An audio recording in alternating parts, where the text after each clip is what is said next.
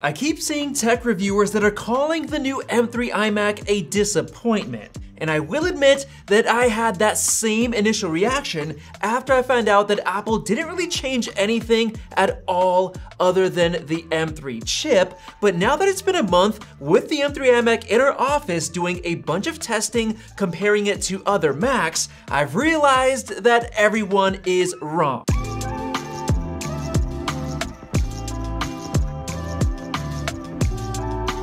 What I'm gonna do in this video is discuss the true market for this new M3 iMac, as well as compare its performance to the previous best 27-inch Intel iMac to give you guys some perspective, because recently everyone's complaining that the new iMac just isn't fast enough, but everyone is once again dead wrong. First of all, the 24-inch iMac is meant to be a very high quality, reliable desktop PC for the regular consumer, destined for somebody's home office for things like business work, general web browsing, and being a homework machine for students. And at a base price of $1,300, it's very well worth it considering that you're getting a complete all-in-one package that's incredibly easy to set up and move around without a ton of cables everywhere, with an included high-quality keyboard and mouse, a 1080p webcam, and a top-notch 4.5K Retina display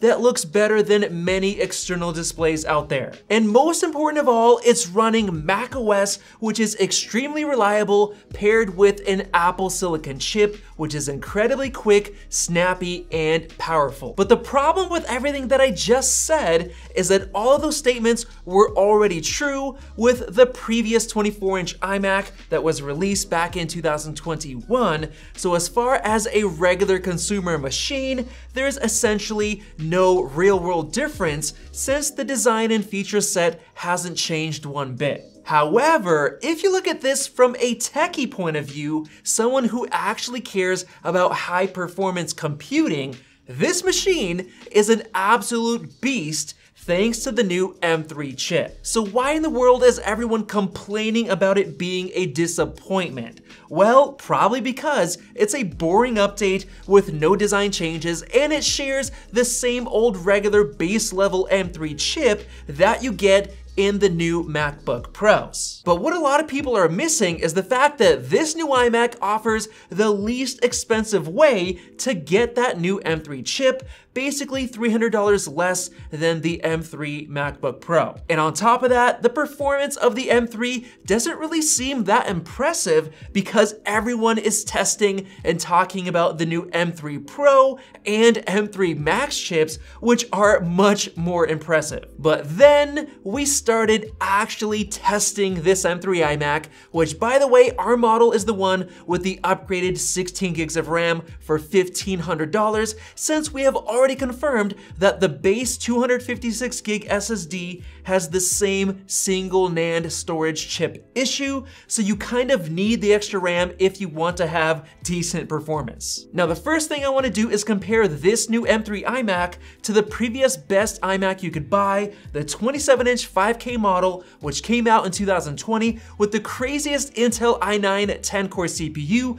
64 gigs of RAM, 512 gig SSD, and a 5700 XT GPU with 16 gigs of VRAM. First of all, the new M3 chip has almost double the single core performance, which is useful for so many common tasks, including web browsing and web-based apps. We actually tested web browsing specifically, and to my shock, the M3 scored 3.5 times higher, and you can actually feel the difference in snappiness with pages and plugins loading faster. In terms of multi-core performance, the M3 iMac was 55% faster, and keep in mind that this thing has an insanely thin chassis with only a single fan that's connected to the chip's heatsink, compared to the huge cooling system in the old 27-inch Intel iMac. And keep in mind that this performance is going to translate to basically every other app that relies on multi-core performance, like programming and much more. But the craziest part was when I tested 3D rendering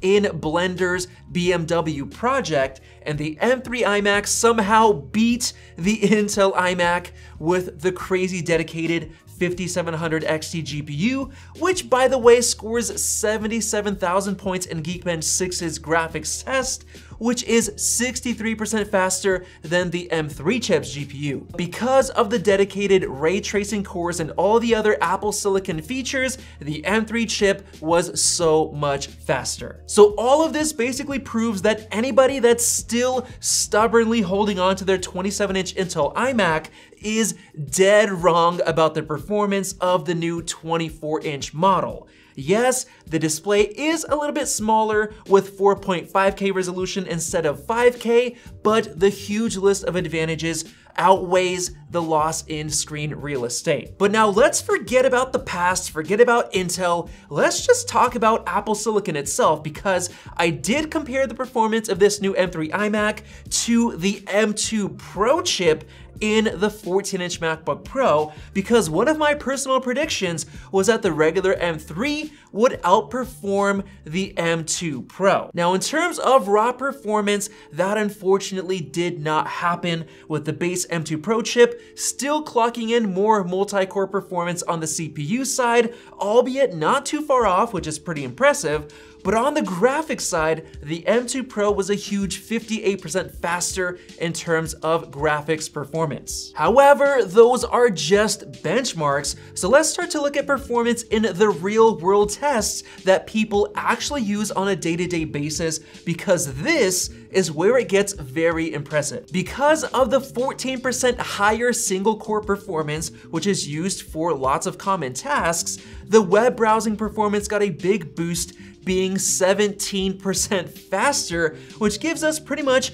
the snappiest internet surfing that we've ever seen. That in turn also improved the performance of web design in Figma. This right here is a project from 500 Designs, one of the best design studios based out of California, and in the export test, the new M3 iMac actually finished 1 second faster, which of course isn't much, but it's still impressive that a base chip is beating the previous Pro chip. Now, in terms of CPU rendering performance, in the new Cinebench 2024, which is even more optimized, the old M2 Pro chip was only 7% faster, and that's after a 10-minute stress test. But then Cinebench now has a brand new GPU rendering test, so I tried it out, and to my surprise, the regular M3 iMac was a whopping 19.3% faster than the M2 Pro. So I went ahead and tested 3D rendering in Blender, and holy smokes guys,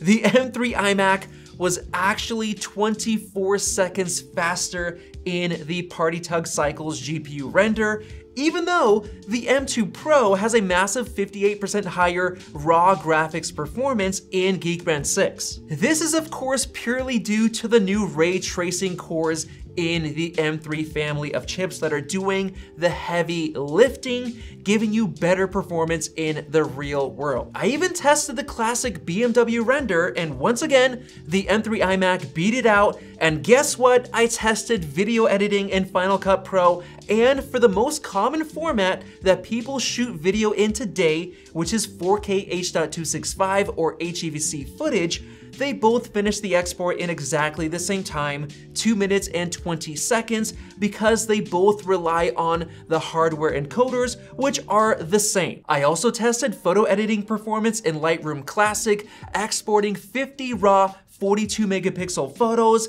and here the M3 was slower, but not by much, just 11 seconds slower. I also tested programming performance in Xcode, and here it was 16 seconds slower, so definitely not as fast, but it's close enough to be honestly really impressive with the performance for the price. The only area where the M2 Pro had a significant advantage was Logic Pro music production, being able to run 153 tracks instead of 116 without overloading because of the extra performance cores. But with all of that said and tested, it's pretty clear that everyone was wrong, and the new M3 iMac is just about the best bang for the buck modern Mac that you can get right now with incredibly impressive performance for the price. But keep in mind that you're gonna wanna upgrade to 16 gigs of RAM if you care about performance. But for the average Joe that just needs a reliable office PC, the base model will be just fine,